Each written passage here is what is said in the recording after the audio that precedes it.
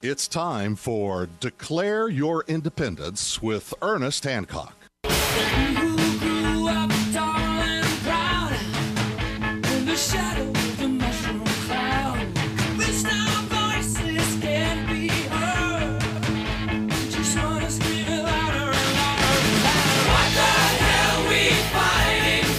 Yeah, what we fighting for here on Declare Your Independence with me, Ernest Hancock.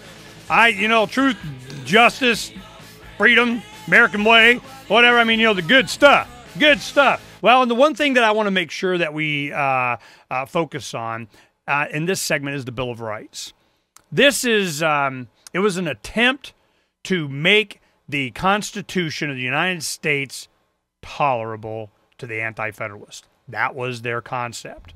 My name is Ernest Hancock. I'm talk show host of Declare Your Independence with me, Ernest Hancock out of Phoenix, Arizona. I'm also publisher of Freedoms with an S, freedomsphoenix.com. In this segment of the show, I want to read the Bill of Rights with the preamble.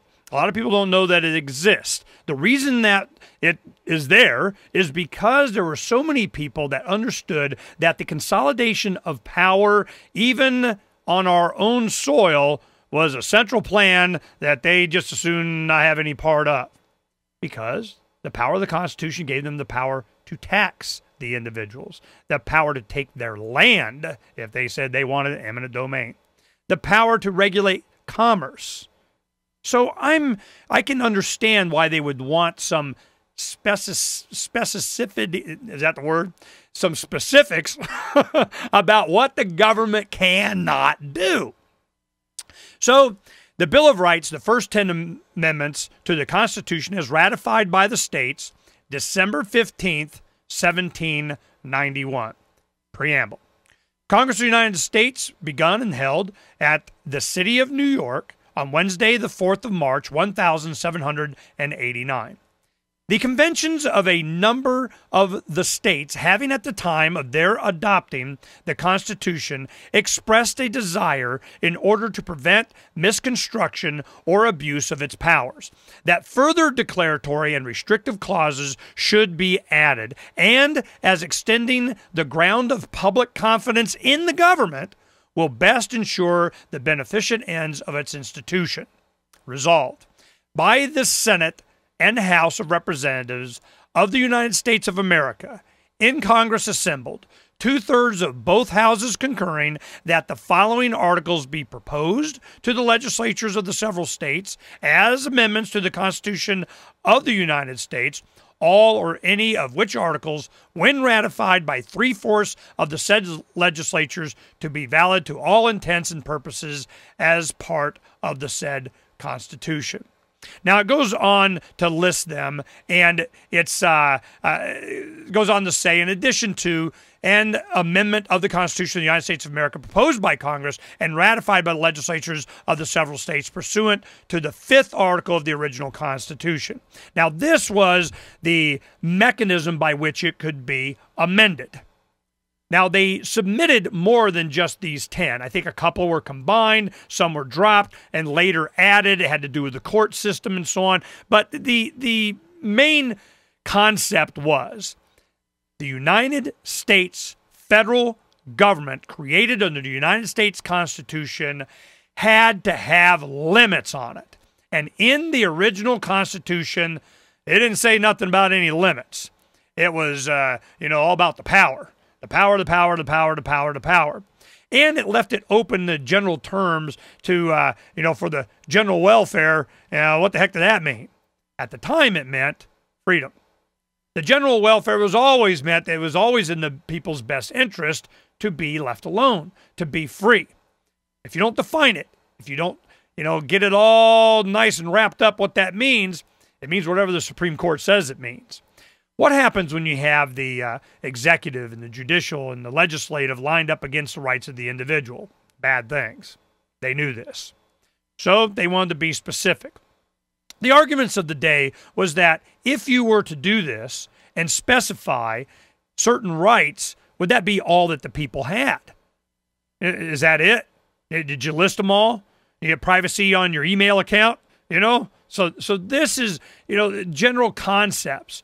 It's also an argument that a lot of people would make against putting anything down in writing like this, because here come the lawyers, and they'll just say whatever they want to say about what you can and can't have, and usually they're paid with your tax money and representing the interest of somebody else. Let's go ahead and read the Bill of Rights, Amendment 1 through 10. First Amendment to the Bill of Rights. Congress shall make no law respecting an establishment of religion, or prohibiting the free exercise thereof, or abridging the freedom of speech, or of the press, or the right of the people peacefully to assemble and to petition the government for a redress of grievances. Now, right here, I want to bring something up.